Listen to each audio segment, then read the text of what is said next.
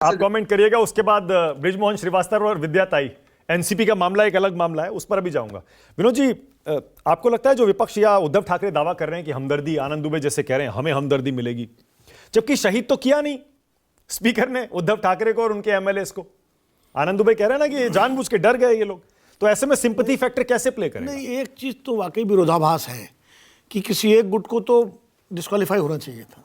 अगर एकनाथ शिंदे की शिवसेना असली शिवसेना है, चुनाव आयोग ने जैसे कहा है, तो फिर जो विधायक उद्धव ठाकरे के साथ रह गए उन्होंने व्हिप का वायलेशन किया और इस तरह से उनको फिर डिस्क्वालीफाई होना चाहिए। और अगर उद्धव की शिवसेना असली है तो इनको होना चाहिए, एक को तो होना चाहिए। ये नहीं होगा कि आप उसको मान लें असली और इनको डिस्क्वालीफाई न करें, क्योंकि फैसला नियम और संविधान के हिसाब से होना चाहिए, कानून के हिसाब से। जो एंटी डिफेक्शन बिल है उसकी रोशनी में अगर देखें तो निश्चित रूप से किसी एक को तो होना चाहिए था।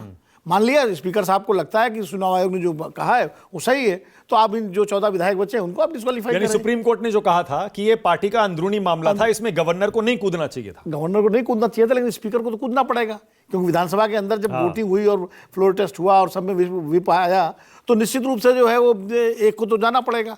अब ये कैसे नहीं गया है, राहुल नार्वेकर जी विधानसभा के अध्यक्ष हैं। वैसे विधानसभा अध्यक्षों के फैसले बड़े दिलचस्प आते रहे हैं। मुझे उत्तर प्रदेश में धनीराम वर्मा जी का याद है कि उस समय मुलायम सिंह जी की सरकार थी, उसको बहुमत दिलाना था तो उन्होंने नंबर ही जंप कर गए। वो मतलब गिनने में वो पता लगा कि 65, 70, 72, 73, 4-5 नंबर गायब हो गए और उसके बाद विधानसभा कार्रवाई स्थगित कर दी और उसके बाद बड़ा हल्ला मचा। इसी तरह केशरीनाथ त्रिपाठी जी जब वो विधानसभा अध्यक्ष थे तो मामला सुप्रीम कोर्ट तक आया था, जब कुर्सियां चली थी। हाँ, कुर्सियां चली, उसके बाद उन्होंने तो मतलब 1/3 का ही गणित बदल दिया था।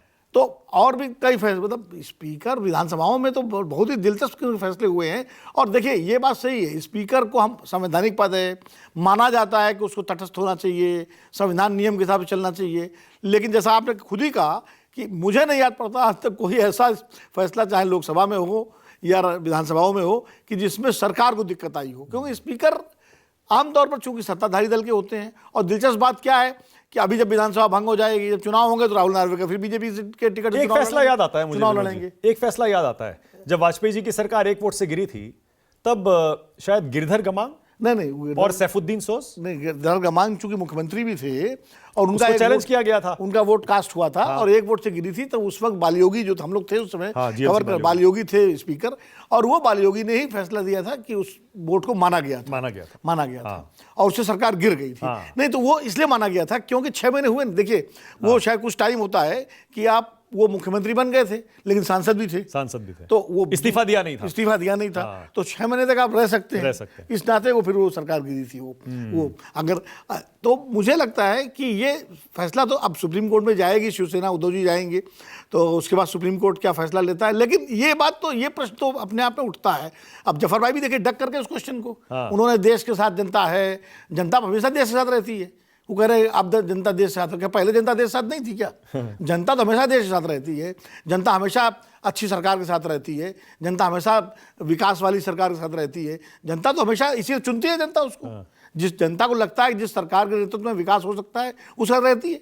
लेकिन मूल सवाल जो आपने किया ना कि वो डिस्क्वालीफाई क्यों नहीं है, जफर भाई बड़ी खूबसूरती के साथ, बड़ी होशियारी से उसको डक कर, जैसे स्पीकर डक कर गए। हाँ, स्पीकर डक कर गए। और परिवारवाद वाले मामले में उन्होंने सुविधा के हिसाब से जो है अजीत पवार और देवेगौड़ा जी और चिराग पासवान को क्लीन चिट दे दी कि वो संघर्ष की राजनीति से आए हैं। आज भाई राहुल गांधी भी संघर्ष कर रहे हैं, फिर वो कौन सा परिवारवाद, वो भी संघर्ष कर रहे हैं, या फिर अखिलेश यादव भी संघर्ष कर रहे हैं।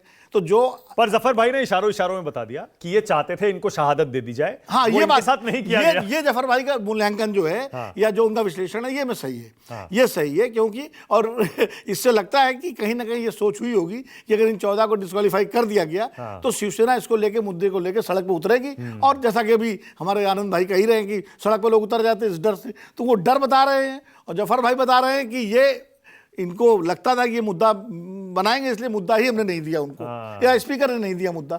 तो कुल मिला के भारतीय राजनीति बड़े दिलचस्प दौर में है, और खासकर महाराष्ट्र मैं कहता हूं महाराष्ट्र में रायता फैला है। जफर भाई